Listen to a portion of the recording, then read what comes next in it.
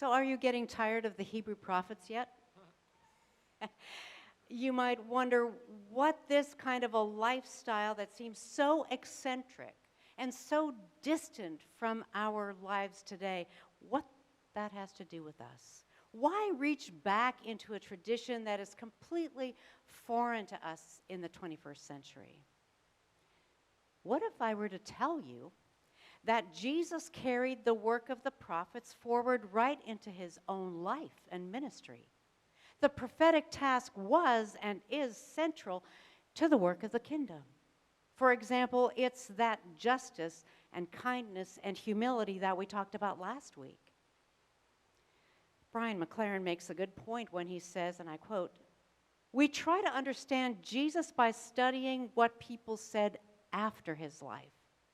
I think it would be much better for us to understand Jesus forwards in the sense of looking at his ancestors, at the lineage from which he came.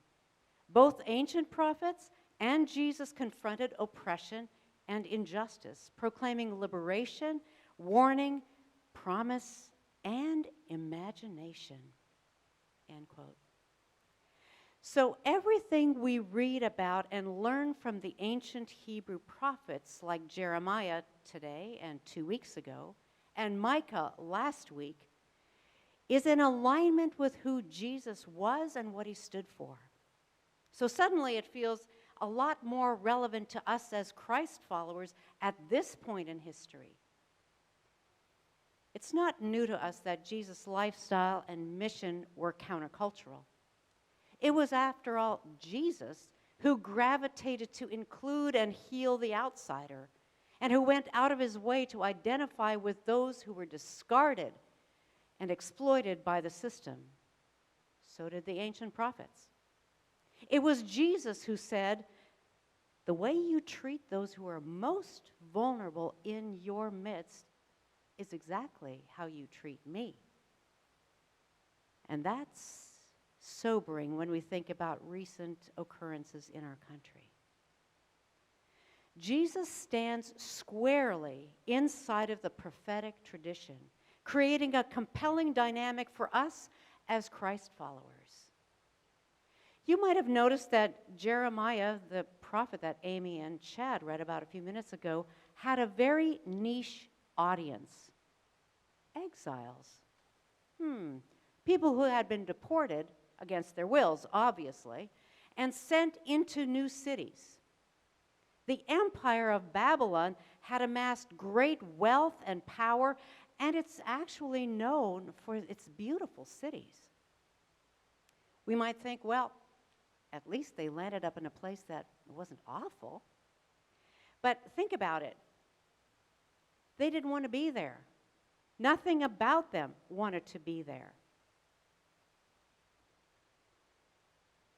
I don't think that any of the beauty or prosperity really was what they experienced. They were second-class citizens at best. So what happens if we land in a place that we didn't choose? You try to find a way to get out, right?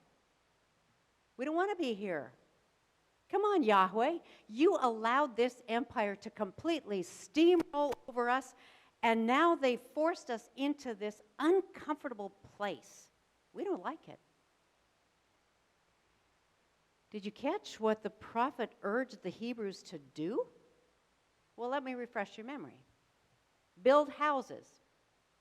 Live in them. Plant gardens. Eat the fresh produce. Build families. Multiply there. Oh, now wait a minute.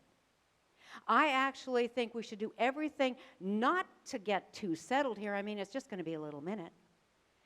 In fact, some of the prophets who were not intent on conveying what Yahweh was telling them said exactly that. Don't worry. Won't be for very long. Just keep your eyes on the prize.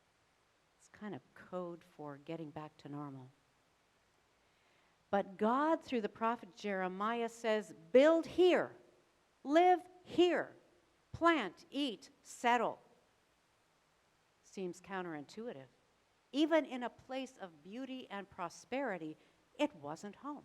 It wasn't their choice. And that's not the only thing that Yahweh calls the exiles to do. Listen to this, just in case you missed it. Seek the welfare of this city where I have sent you into exile, and pray to God on its behalf, for in its welfare you will find your welfare. Whew, that is a mouthful. It sounds ludicrous at first reading. You mean we need to be concerned about this place that we were dragged into, and now where we feel disrespected, disrupted, disfranchised, and completely out of our element? Here? Notice that God didn't call for gratitude for the exile. That would have caused some cognitive dissonance. But the Hebrew people are told, seek the welfare and pray for the city where you now live, because your welfare is tied up in the welfare of this city. Welfare has become an embattled term in this country over the past decades. Usually it's associated with kind of a knife in the back kind of stigma. But welfare could be redefined as meaning well-being. Seek the well-being of your city, for in its well-being, you will find your well-being. It's not one or the other. It isn't one apart from the other. It's both together. And well-being of our city and our own well-being are linked. Welfare and well-being are achieved through action. Well-being isn't primarily an ideology that we adhere to or rhetoric that we repeat. There are actions associated with welfare and with well-being. If we, along with the Hebrew exiles, ask ourselves, what's next? We can become creative and exercise that prophetic imagination that we talked about 2 weeks ago.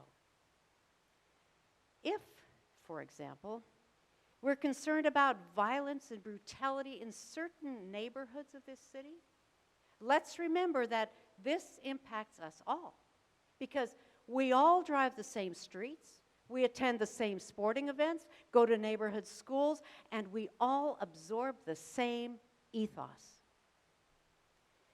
If we gratefully drive to our favorite places to eat and to shop for our groceries without giving second thought to those who are food insecure, the well-being of our city will decline.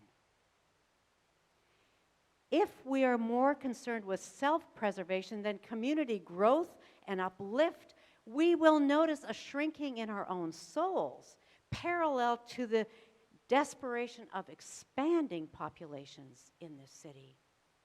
The actions we find in our text are build, live, plant, eat, seek, pray. Actionable welfare.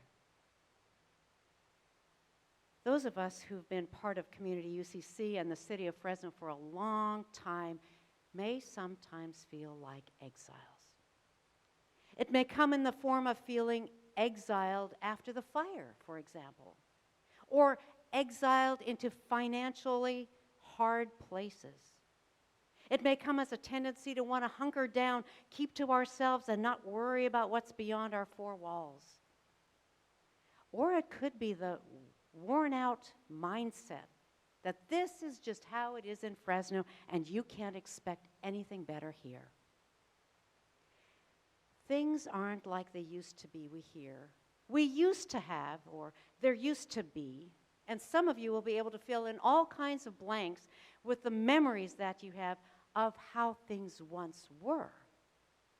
What do you feel when you say or hear those words, there used to be? Is it a lament over the change?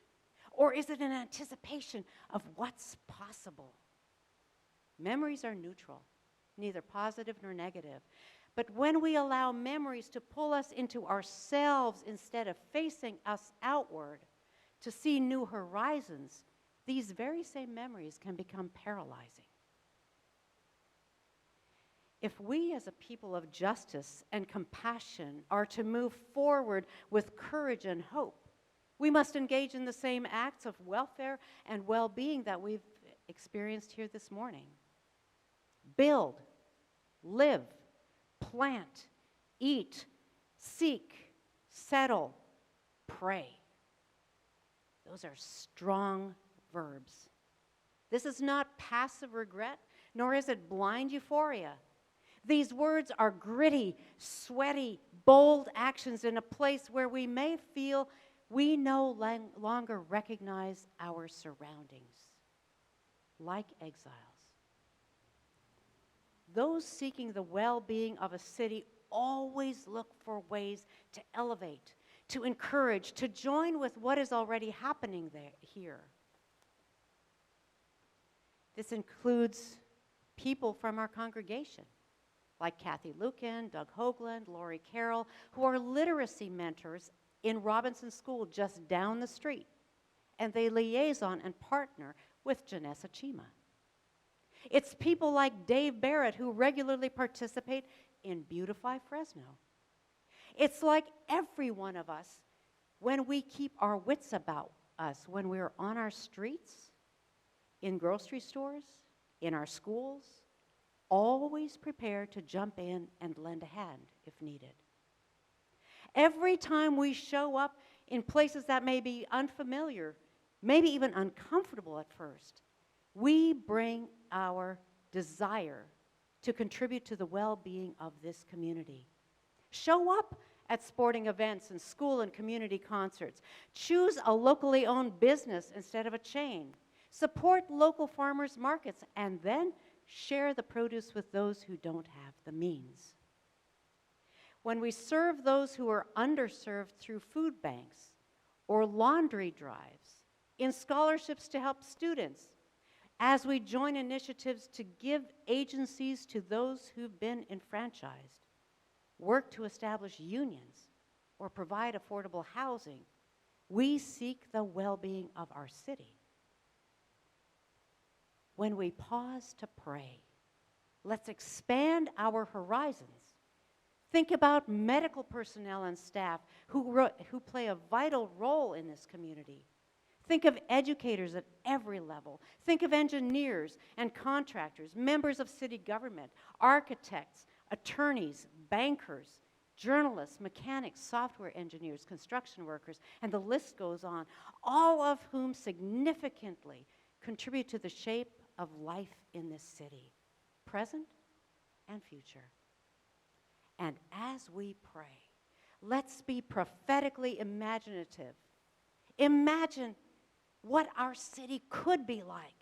Imagine if we could maximize our advantages and work to dismantle the drawbacks. How could we become a better version of this city? How could we as a congregation adapt our commitment to justice and kindness and humility to fit this century? Could we play an even greater role in bringing about increased well-being in our city? And I would answer that with a resounding yes. And I hope many or all of you would join me in that. Prayer as imagination. And then allowing our imagination to spur us into action. And these are just a few of the ways in which we can seek the well-being of our city. Talk about those. Dream about them. Pray about them. These kinds of acts, far-reaching and one-offs, public or private, are acts of welfare and well-being. This is what we are called to. If all of this feels enormous and far beyond what we think we can be or what we can achieve, we're not alone. The exiles in Babylon most certainly will have felt that too.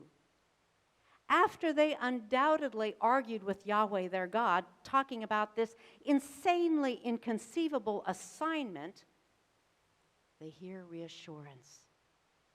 As you build, live, plant, eat, seek, and pray in this new place, Yahweh reassures with these words, I know the plans I have for you, plans of welfare and not of evil, to give you a future and a hope. When you call on me and pray to me, I will hear you. You will seek me. You will find me when you seek me with all of your heart. Now that might sound like a bargain. If you do what I say, I promise my blessings.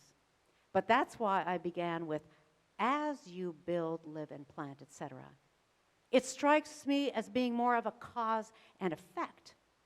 For those who venture into bold, unfamiliar places, doing things you've never done before, daring to dream and imagine things that seemed impossible out of our concern for the welfare of our city, the buoyancy of the divine will come like a sweeping ocean breeze to give life and wings and wind to our work. We too can harness this cause and effect. Seek the welfare of the city and pray to God on its behalf, for in its welfare, you will find your welfare. Dare to dream. Dare to act. Learn the new things necessary to promote the well-being of this city. Show up in places you've never been before and offer encouragement. Or simply listen. Resist the mindset things can never change around here. We can do this because this is what the faithful, imaginative God calls us to do. Seek the welfare of this city. May God help us.